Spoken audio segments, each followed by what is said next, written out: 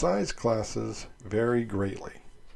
In the U.S., a full size is defined by the EPA as a sedan with more than 120 cubic feet of combined passenger and cargo space, or a wagon with more than 160, and the National Highway Traffic Safety Administration defines a large car as one over 3,500 pounds. In Europe, the D segment is referred to as the large car segment, but would be considered on the smaller side of the mid-size segment in the U.S., which would explain the bigger executive sedan E segment and luxury sedan F segment, with the large car segment starting at 4.7 meters, or about 185 inches. But as far as most car companies are concerned, a large car is the biggest sedan in a standard 3 or 4 sedan lineup, which is going to be a different size depending on the company, the country, and the year.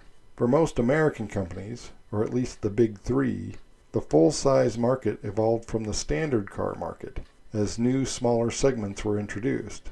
A market segment that would be downsized to the point of being changed from full size to large, which of course is purely semantics unless you take the EPA ratings into consideration. Some traditional models that have sat in the big car position include Chevrolet's Impala, introduced in 1958 as a special edition Bel Air to become a separate model in 1959. It became the big car with the introduction of the Corvair in 1960, a position it would hold through 1985, although it had transitioned from the top trim level to the bottom trim level over that time, becoming a base version of the Caprice Classic. And the name would be revived for 1994 to 96 as a performance version of the Caprice Classic as the Impala Supersport, and then revived again in 2000 to 2020 as the Impala would once again become the big Chevrolet. But was it the last big Chevrolet? Similarly, the Pontiac Bonneville was introduced in 1957 as the fuel-injected version of the Star Chief, to become its own model in 1958, and to become the big car at Pontiac with the introduction of the Tempest Le Mans in 1961, a position it technically held until 2005, although in reality the 1982 to 86 model was a dressed-up version of the previous mid-sized Le Mans, while the previous Bonneville was sold as the Parisian. Oldsmobile's 88 had been around since 1949, and also became the big car in 1961 with the introduction of the F-85 Cutlass, and after a 50-year run as the big Oldsmobile, it was effectively replaced by the Aurora, which was already 4 years old at the time. Continuing the pattern, the Buick Electra was introduced in 1959 and would become the big car with the introduction of the Special Skylark in 1961, and the name continued on until 1990 to be replaced by Park Avenue. With the DeVille, you can argue about its beginning and its end, starting when it was a trim package on the Model 62 in 1948, or when it officially became its own model in 1958, and ending in 2005, or in 2011 as it continued on as the DeVille Touring Sedan, or DTS. And typically, it was one of the short versions of Cadillac's standard models, but was still significantly bigger than the Seville that was introduced in 1975.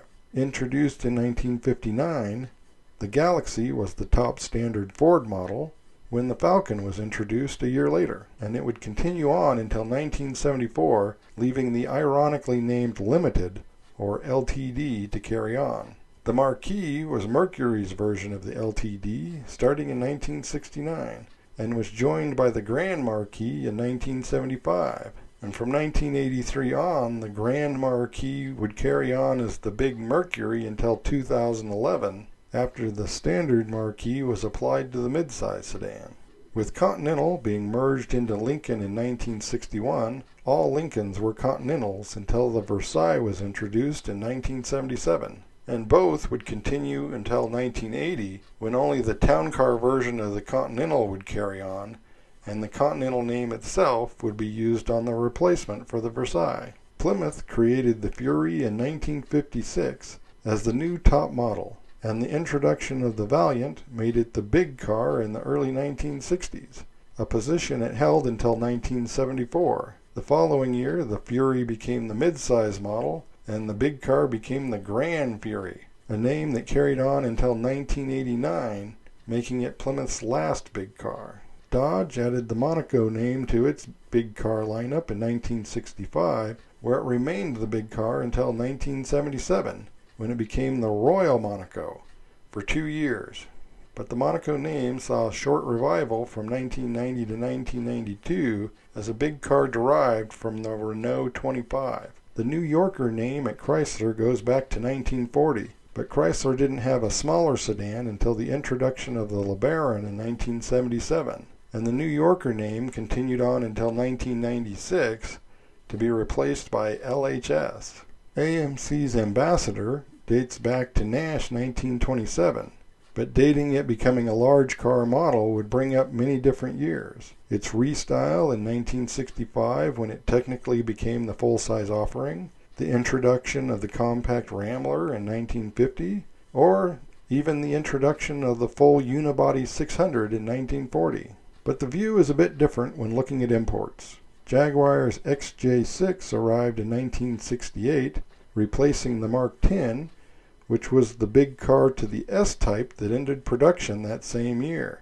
But Jaguar didn't really expand their sedan lineup to include multiple sedans again until around 2000, with the new S-Type and the smaller X-Type, making the XJ the big Jag from 1999 to 2019. One could argue the Mercedes S-Class dates back to 1954, and the big SEL back to 1965. But the S-Class designation as it exists today began in 1999. BMW created the 7 Series in 1977 to fit above the existing 3 and 5 Series, where it remains to this day. Audi was pretty late to the big car market for a luxury brand, introduced as the V8 in 1988, becoming the A8 in 1994.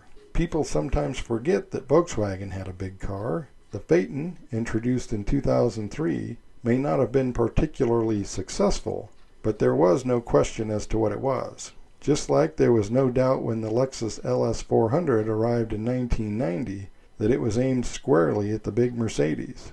The Infiniti Q45 of the same year, however, had some very obvious Nissan heritage, even if it was heritage that we are not so familiar with here in the U.S. In 1995, the Avalon replaced the Cressida and would build a reputation as the Buick of Toyotas, something that I hear is coming to an end next year. Honda's big car would be known in the U.S. as the Acura Legend, starting in 1986. After 1995, Honda opted to shoot themselves in the foot by jumping on the alphabet soup bandwagon and renamed it the RL. It's easy to forget Mazda's big 929, perhaps not so big by American standards at its 1973 introduction, but when it was discontinued in 1997, it was much closer to the market average. The Datsun 810 would be replaced by the Maxima in 1980, perhaps not what most people would consider a big car, but bigger than an Altima, or at least it used to be. The idea of an affordable big car is practically a forgotten concept. The Charger and 300 are being left alone in the segment once the Avalon is gone, and even traditional big car brands like Buick, Cadillac, and Infiniti have left the segment, which is odd because today big and luxury are all but synonymous, with cars such as the Mercedes S-Class, the BMW 7 Series, the Audi A8, the Porsche Panamera, the Maserati Ghibli, the Volvo S90, the Lexus LS500, the Genesis G90, the Tesla Model S, the Rolls-Royce Phantom, and the Bentley Flying Spur. But in spite of all the talk about boats and old people's cars, large cars have consistently been a popular segment, and not just for fleet sales. And why wouldn't they be? Isn't passenger space the whole idea behind a passenger car? Perhaps that is why big cars are being replaced by big SUVs. As always, thanks for watching, and don't forget to like, subscribe, and comment below.